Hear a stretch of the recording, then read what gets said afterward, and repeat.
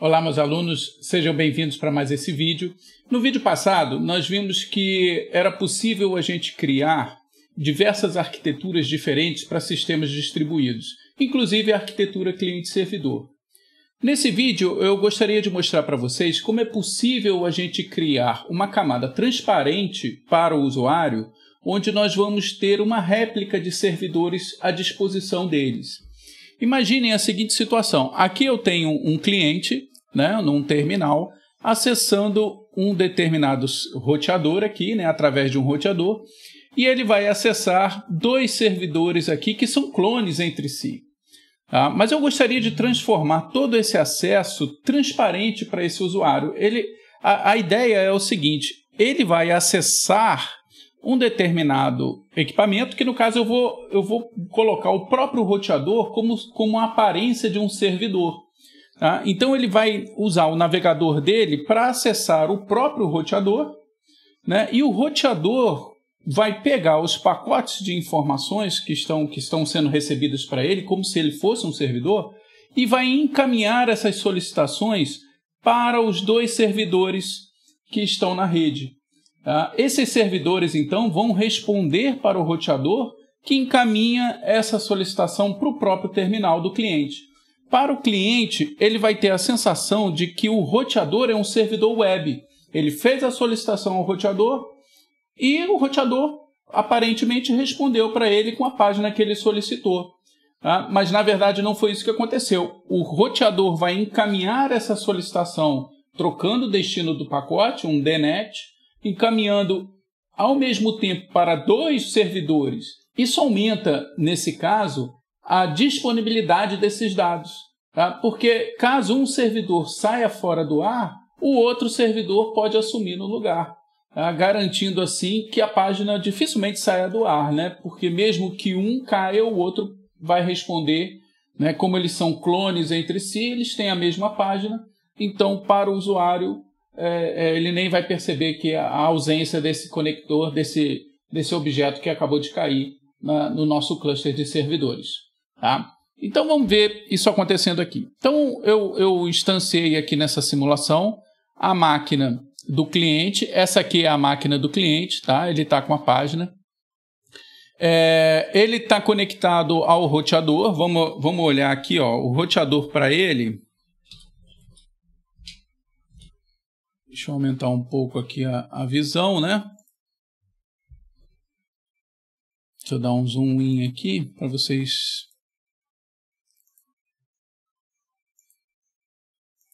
verem melhor os comandos. Então, olha lá. Aqui, na verdade, eu vou verificar a tabela de roteamento. Então, ele está conectado a uma determinada rede aqui, 10.0.0.0, e o roteador dele, que eu vou adicionar agora,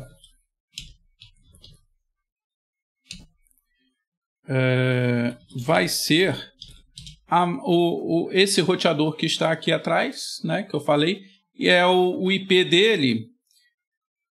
O IP dele é 10.0.0.254.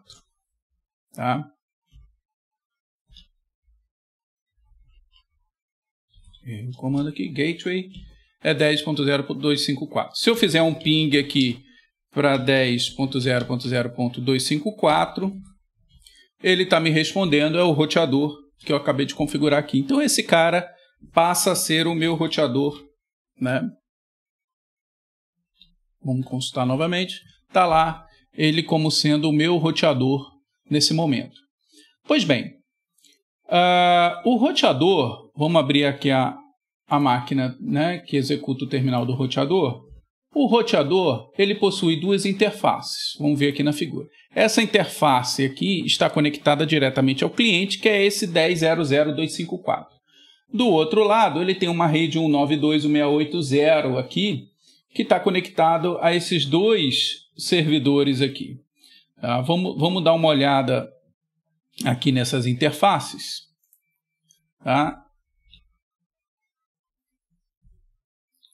Então,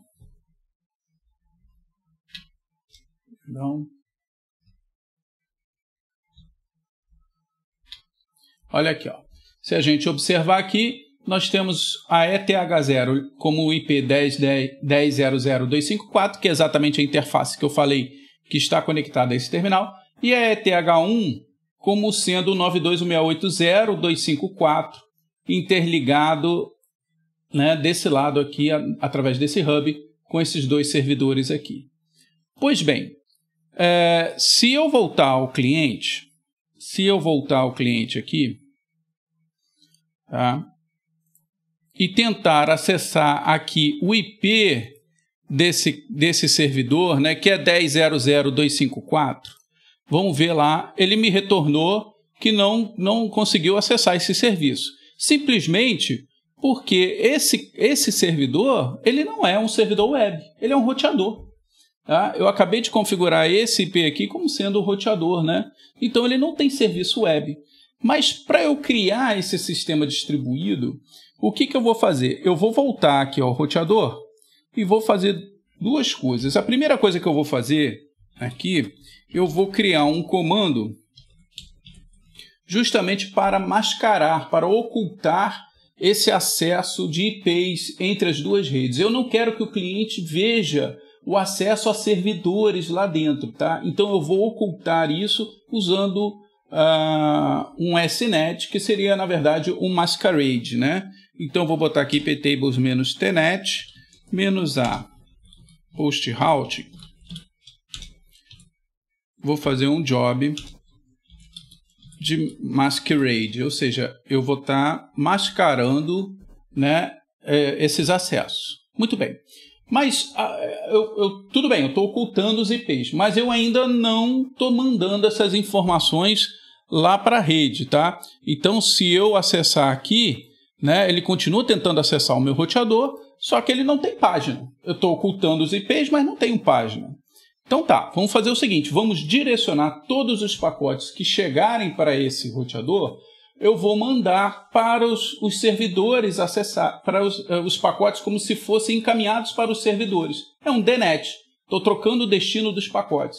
E aí os dois servidores vão ser capazes de me responder com a solicitação. E essa resposta dos servidores, eu vou fazer com que o roteador encaminhe para o cliente. E aí o cliente vai ver a página como se fosse, como se o próprio roteador tivesse a página, tá? Mas ele ocultou toda essa camada interna de servidores. Então vamos fazer isso aqui, ó.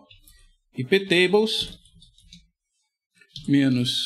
-tnet -a. Antes de rotear, então vou fazer na chain pre-routing.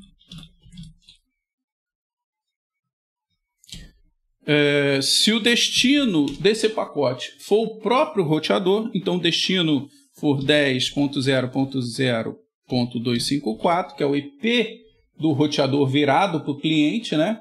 Eu vou trocar esse destino, menos o job, é um DNet, para os servidores. Os IPs dos servidores que eu configurei foram 192.168.10.1 e 192.168.10.2. Esses foram os dois servidores que eu configurei. Perdão, eu errei aqui os IPs, tá?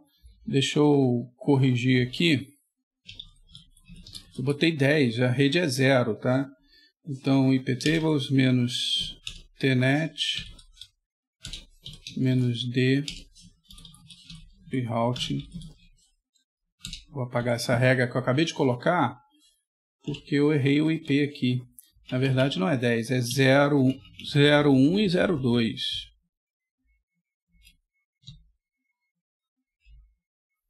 Agora sim, vamos lá, vamos botar aqui 10.0.0.254. Eu vou acessar esse site aqui, que está lá no Multilíder. Então, olha lá, ó. Agora, reparem que eu estou acessando o próprio roteador, né? 10.0.0.254. Tá? E o que ele está fazendo? Ele está fazendo um DNet para os dois servidores que estão lá dentro. Tá? E isso é interessante porque isso se tornou completamente transparente para mim, né? Eu acessei um cluster de servidores web, tá? e no ambiente cliente-servidor, tá? Mas a impressão que eu tenho é que eu tenho um único servidor. Tá? Isso é exatamente o que acontece quando vocês acessam serviços como o Google, por exemplo. Você coloca lá www.google.com, né, e ele te retorna um IP, né, através do DNS. Quando você acessa esse google.com, na verdade é apenas um roteador. Ele lá vai encaminhar para diversos servidores, dependendo do serviço que você escolher do Google. Se você escolher uma página do Google, ele vai para o servidor de página. Se você escolher um serviço de agenda ou o Meet, enfim, qualquer daqueles vários serviços que você solicitar lá dentro do Google, ele vai te encaminhar para um ambiente de múltiplos servidores. Mas isso tudo vai se tornar completamente transparente para você. É como se fosse um único servidor de aplicações web, tá?